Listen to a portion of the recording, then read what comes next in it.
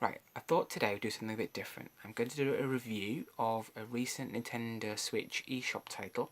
I'm going to have a look at Oxenfree and have a chat at Oxenfree with you, okay? As it's an eShop title, I don't really have an actual physical cart that I can show, so I thought I will show you instead my fabulous Xenoblade Chronicles Pro Controller for the Switch, which I got for Christmas and I absolutely love. It's absolutely fantastic. It feels so good in your hands and it plays brilliantly, and it's my main way now of playing Switch games. I think you can see the actual box it came in there, which is brilliant as well, which is fantastic. Love the artwork on this thing, absolutely amazing. So yes, I want to talk to you about Oxenfree today. Oxenfree initially put me off because it was about £16 on the eShop screen, and it's recently come onto the offers screen, and I paid I think £3.99 for it, something like that. So I thought, as it was that price, I'm going to go for it. I'll pick it up. So I bought it, and I was pleasantly surprised because I don't actually like eShop titles and indie titles very often, to be honest. I'm a bit of a AAA fan. I love the big titles really, and I will play the hell out of the big titles. But I thought I'll go for it as it's only £3.99. I really wanted something new to play on the Switch. I thought I'm going to go for it. So I picked it up and I was absolutely amazed. And I was really surprised. I loved it.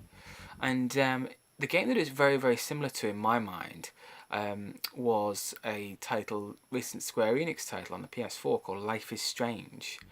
And it's very similar in style to that, as in it's very kind of narrative driven.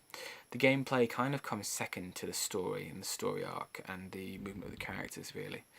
What is it about? It's about a group of teenagers that go to an island, and whilst on the island they separate and they discover strange things about the island, and everything is not quite as it seems. You play as this female character called Alex as she explores the island with her stepbrother Jonas, and she kind of disappears off to discover all the weird and wonderful things that happen on the island. It's very much a story-driven game where it's narrative-led. You could take multiple different pathways. It's not a point-and-click story. It's kind of the options are open to you, which way you go, how things move, kind of what the character's main personality is like. The artwork is a little jarring at first because you play from. It's very weird. You play as from a platformer angle, but you play from really far back, so you see the characters in the distance. You don't play kind of up close, so you don't play from first person point of view. And it's a little bit jarring at first, but actually after about half an hour or so, you do get used to that art style, that design. After about half an hour ago, you kind of almost forget it.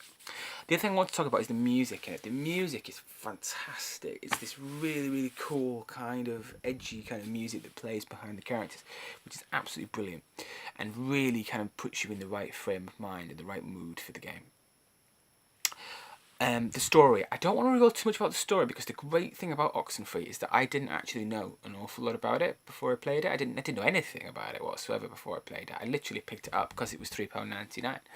But I got totally and utterly gripped by it and lost in it and just completely blown away by it. It was really interesting. And it's a fascinating story. And the only other game that's done that to me is Life is Strange, where I was absolutely gripped by it. The art style is different and the design of it is different, but actually that ability to suck you into actually the narrative, not the gameplay, not the boss battles or not the strategy or anything like that, but the actual story. The only other game that's done that to me as well was Life is Strange, and that's why it's kind of similar for me. But an absolute bargain at £3.99, and definitely something that you should pick up while it's still available in the eShop title and the eShop office screen. Even after it's gone up, actually, it would still be worthwhile picking up. And for me, it's one of my top 5 games on the Switch. I've absolutely loved it. Really couldn't recommend it more. Go and pick it up. Thank you very much.